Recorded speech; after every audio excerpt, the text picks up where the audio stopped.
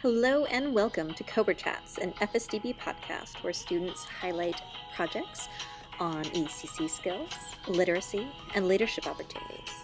I'm your host, Hillary Norman, and I have 7 special entries for your enjoyment today. Categories for the entries vary from assistive technology, recreation and leisure, literacy, book review, can't forget the book reviews, and orientation and mobility.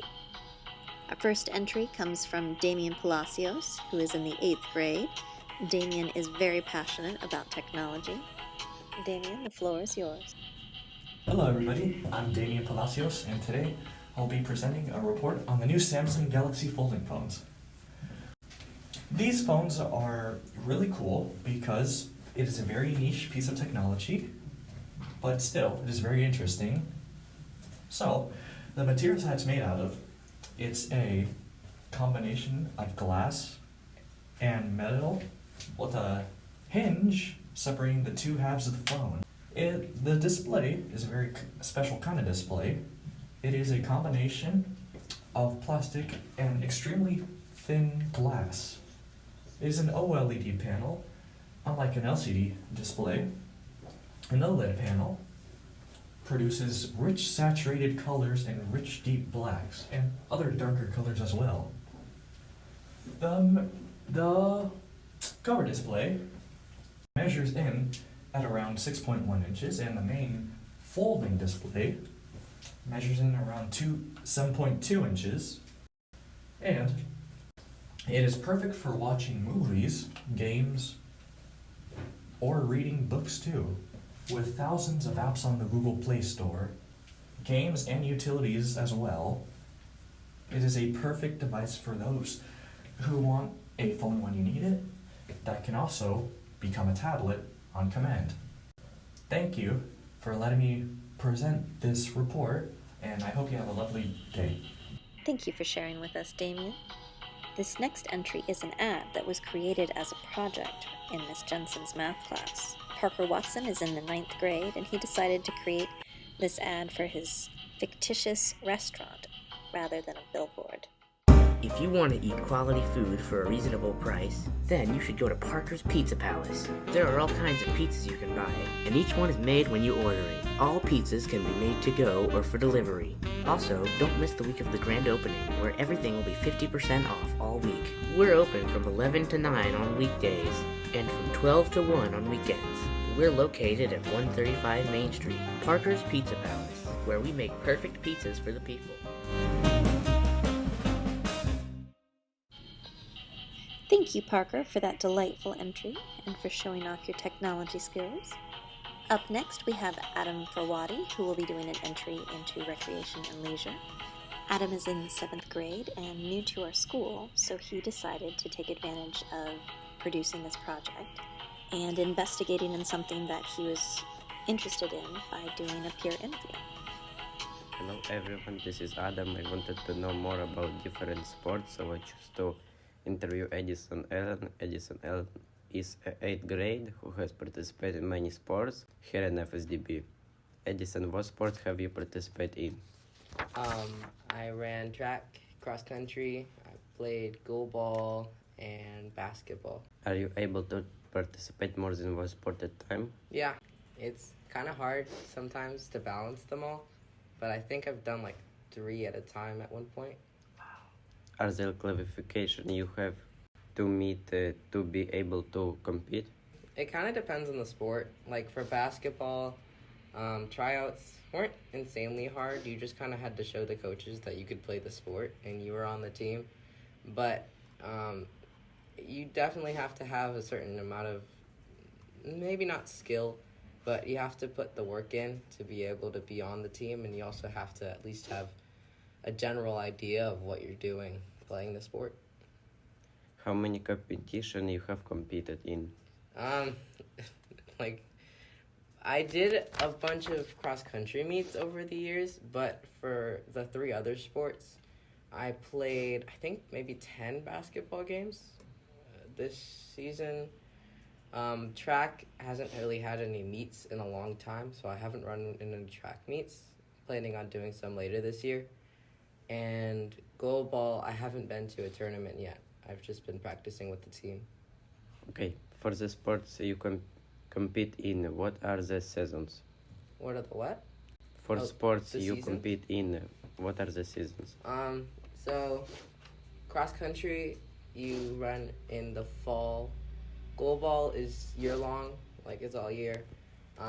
Basketball is a winter sport, and track is spring. Sometimes they overlap, but yeah, just mainly that. Okay, what time of day is most practice? Mainly like right after school. Basketball does a few practices sometimes where they're like later in the day, between like 5:45 and 7:45. But most of the time it's just from right after school until around 5:30ish.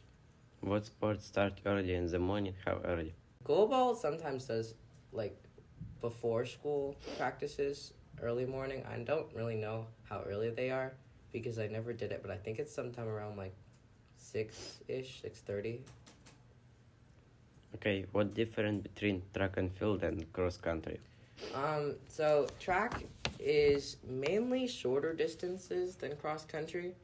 Cross country is usually between 5K and 10K. Sometimes they do it like a 3K, but it's mainly just like longer running that's more focused on endurance and being able to hold a fast speed for a long period of time. While track is more of a specialty sport. So with track, you can choose between, running events where you can do short distance, which is like sprints, or you can do a long distance, which is like, running longer, kind of like cross country. Or you can throw, like discus, shot put, javelin, or jump. You can do like long jump or high jump, or there's even pole vault, which is a very coordinated sport. I've never actually done it because it has a really high age requirement. There's some events in track that require you to be a certain age, but it's a very vast sport. So track is a lot more complicated than cross country, but they're their own two different things. Okay, when you play sports with deaf teammates, how did you communicate with them? Mostly for basketball, it was kind of a different story. I had to be able to talk to my teammates while we were playing. So for the most part, it would more or less be like pointing or gesturing to them, like asking them to like come closer or further, or maybe pointing to a spot I'd want them to go onto the court, because I know like very little signs, so it was more or less like pointing, pushing, and gesturing at them. Okay, thank you, Addis, and letting me interview you and sharing your experience. Mm-hmm. Yep. Thank you, Adam and Addison, for sharing about some of our after-school sports activities. And speaking of extracurricular activities, here is Addison Burgess to share how she and others in the sophomore class utilized their skills and talents to do fundraising. Hello, I am Addison Burgess, part of the sophomore class, the graduating class of 2024. And last Christmas, a group of us decided that to raise a little money for our class, we would get together and sing Christmas carols to people. The people who were involved in this were myself, Addison Burgess, Taylor Sherman, Alexis Fernandez, Marquez Derrick, Sophia Willette, Savannah Lindbergh, Dwayne Lewis, Deegan Day, and Jasmine Camacho Reyes. The group of us were directed by Mrs. Leslie Costello. We decided to do this because, first of all, it was fun. All of us like to sing, we volunteered.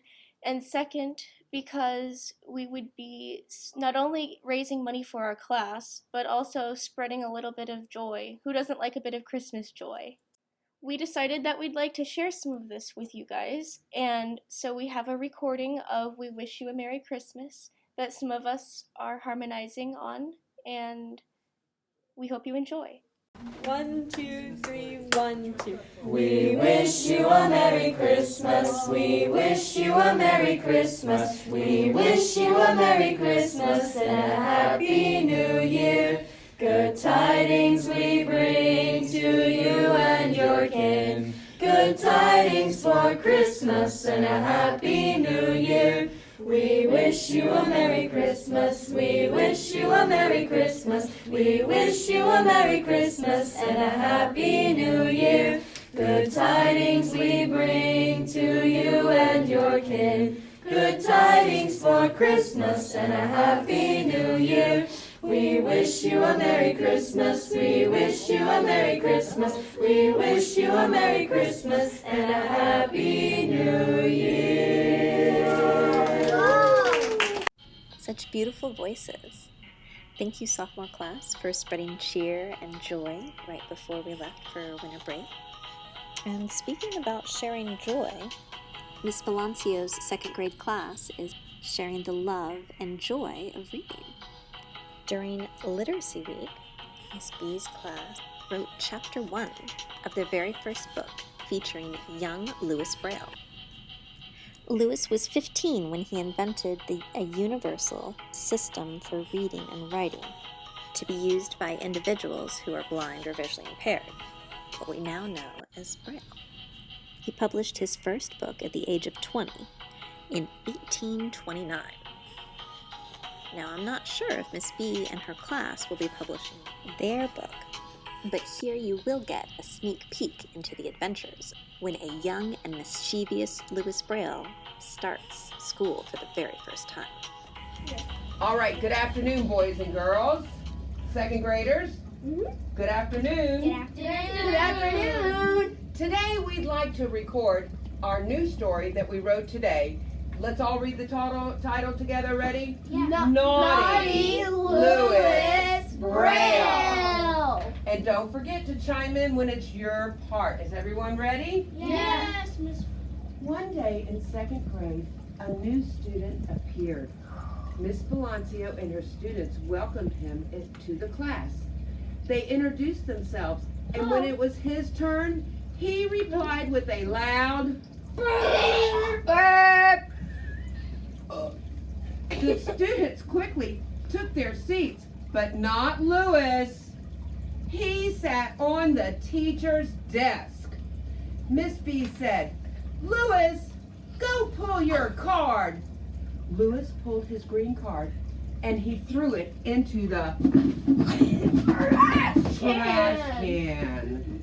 Everybody ready? Yes. Naughty Louis! Exclaimed the children. It was time to start reading class, and all the children opened their Braille books except Louis. He started to rip out the pages one by one by one.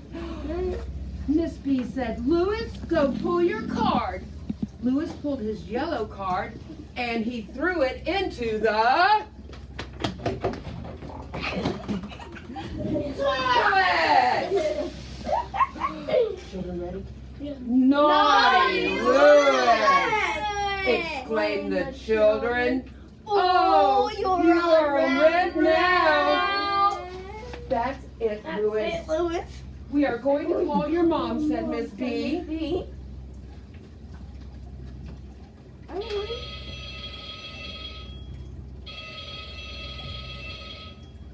Hello, Mrs. Braille. This is Mary Palacio calling from the Florida School for the Deaf and Blind. I'm sorry to inconvenience you, but your son Louis has been a very naughty second grader today, and you're going to need to come and pick him up. Yes, ma'am, and I hope he has some sort of consequences when he gets home. Yes, no, he can come back tomorrow. He'll be in the front office waiting for you. Thank you. Louis came back. Everybody ready? The next day. And he was good as gold. Until Chapter 2 Which means Chapter 2, to be continued. What a treat. Thank you, Miss B and your second grade class for sharing Chapter 1 of your book. And speaking about books, I have another book review for you, courtesy of Nathaniel Figueroa, who is in the 7th grade. Hi, my name is Nathaniel, and today I'm doing a book review on a fantasy book called Spark by Sarah Beth Durst.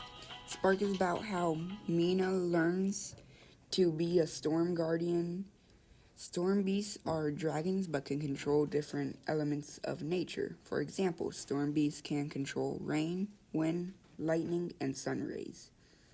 When her storm beast emerges from its egg, her parents don't believe it's hers because they don't think it fits her personality. This is a story about how Mina learns how to be a guardian and protect Alaraya from bad weather.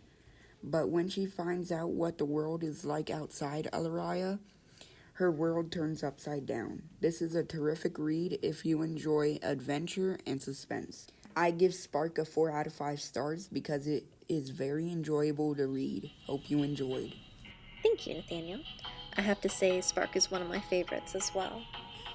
Our last entry for this podcast is actually a challenge entry. It's not easy to condense a 45-minute mobility lesson down into under 10 minutes, let alone ensuring that it's auditorily engaging. Jason McDaniel teamed up with his mobility instructor, Jennifer Nake, to give you this next entry. Hey, this is Jason, and today at Mobility, I'm gonna show you how street crossings work, cardinal directions, the APS using blocker cars, and reversing a route. So, hi, Miss Anake. Hey, Jason, you ready for mobility? Yep. Okay, here we go.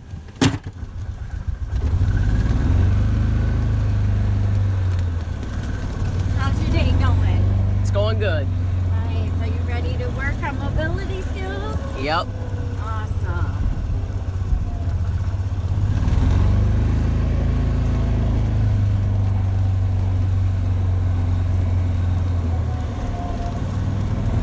We're going to go park at Ray Charles. Do you know what street is by Ray Charles? Genopoly. Yeah.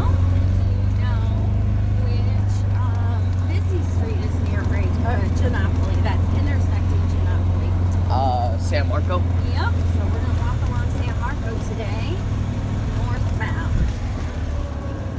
Does that work for you? Yep.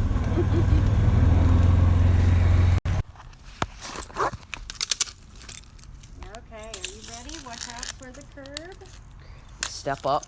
Yep, so right now you're facing west. We need to go north to the sidewalk off of Genopoly and then walk westbound to San Marco Avenue. So we got to turn right. Yes, sir.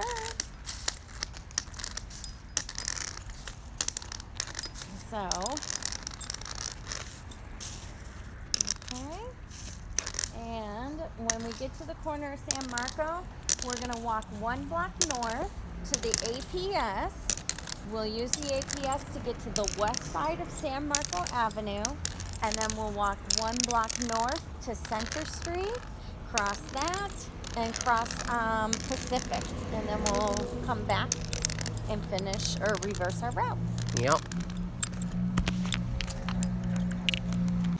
So yeah, you guys hear this sound. If you do O&M in this part, you may not recognize what it is, but it's an APS, auditory pedestrian signal, and basically what it does is it stops traffic so pedestrians can cross on the street. And yeah, so you hold the phone while I push the button. Yeah, and just so you know, this pedestrian signal, does it stop traffic so that traffic can flow, or is it just for pedestrians? No, it's just for pedestrians. So this signal actually gets us from the east side of San Marco Avenue to the west side of San Marco Avenue, and we don't have to worry about a cross street. We just need to worry about the I messed up. I mean, we don't have to worry about a parallel street. We only have to worry about the perpendicular street, which the signal will stop. There we go. All right, okay. let's push the button. Wait. Okay, turn around.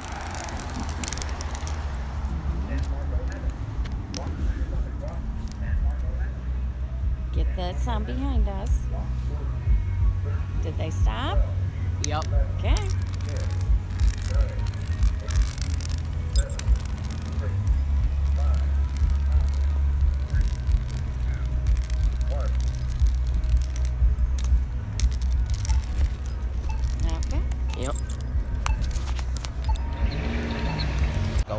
Okay, so Jason, we're at the corner of San Marco Avenue and Center Street. The street is on what side of our body now? It's on our right.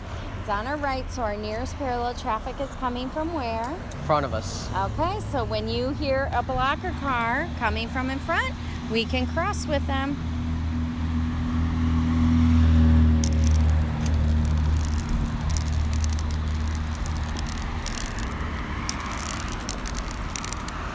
Good crossing. Let's go. Okay, Jason, so now we're at Pacific Street. We just walked 1 block north.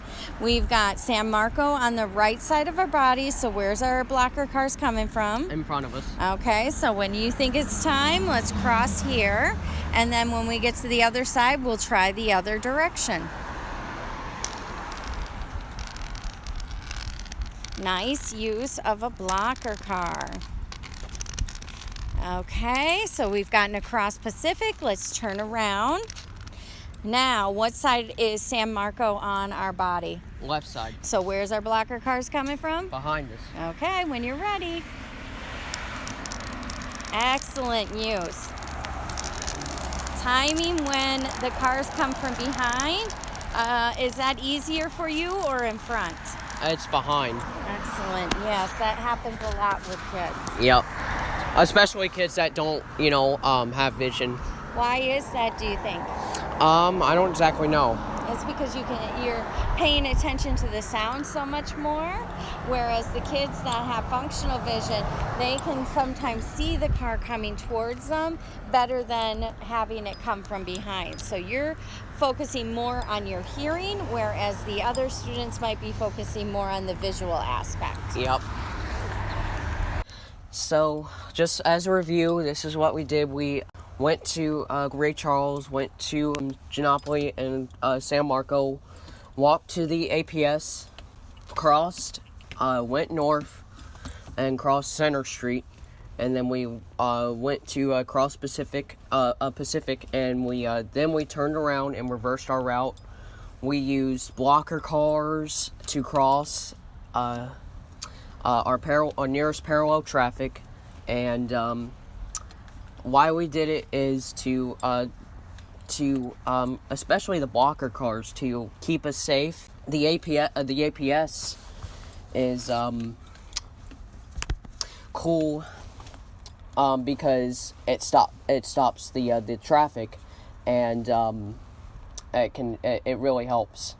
And how it can be useful in the real world is because all this information that I'm learning now, when I grow up, go out into the real world, walk, and use transportation, maybe walk to get to a stop for transportation, then I know the crossing skills, and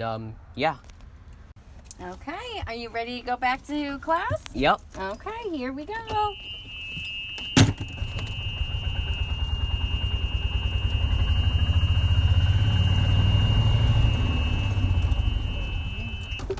Oh, it's a beautiful day. Bye, Jason. I hope you have a great day. I'll see you next week. All right. Thank you guys for listening to teaching you guys what we did on a mobility lesson, and I will see you guys later. Bye. Thank you, Jason, for taking us along on your mobility lesson. I especially enjoyed all the different sound elements, like hearing the golf cart, getting you to and from the edge of campus, and hearing the APS system, and your explanation of how that is a safe way for pedestrians to cross at a non-intersection. That's it for our 3rd episode of Cobra Chats. Thanks for listening, and as always, remember, you can do more, be more, achieve more with FSDB.